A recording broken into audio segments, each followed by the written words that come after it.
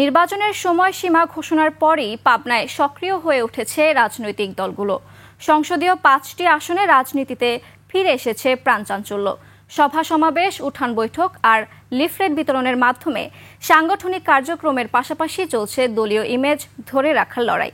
Banner, poster আর গণসংযোগে নিজের অবস্থান জানান দিচ্ছেন সম্ভাব্য প্রার্থীরা।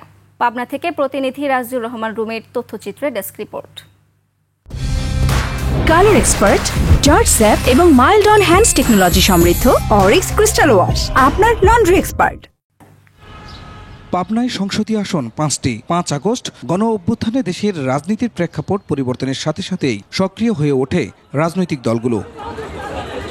নানা উৎসব ঘিরে ব্যানার, পোস্টারে দলীয় নেতারা জানান দিচ্ছেন দলের ও নিজেদের অবস্থান। ত্রয়োদশ নির্বাচনের সম্ভাব্য তারিখ ঘোষণার পর থেকে সংগঠনকে শক্তিশালী করার পাশাপাশি সাধারণ মানুষের মন জয়ে চালিয়ে যাচ্ছেন গণসংযোগ, সভা সমাবেশ।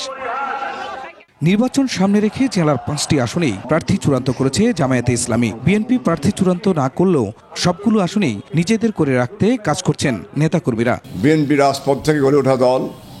আজকে বিএনপির যে পরিবেশ অবস্থা রয়েছে, আমি প্রত্যাশা করি বিএনপির একজন কর্মী হিসাবে পাবনা 5টি আসনে বিএনপি বিপুল ভোটে নির্বাচিত হবে।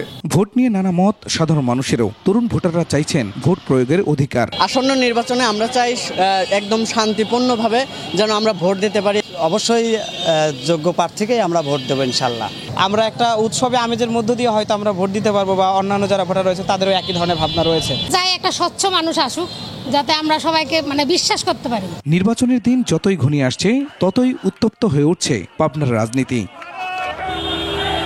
Khurshid Alam, desk report, 21 television.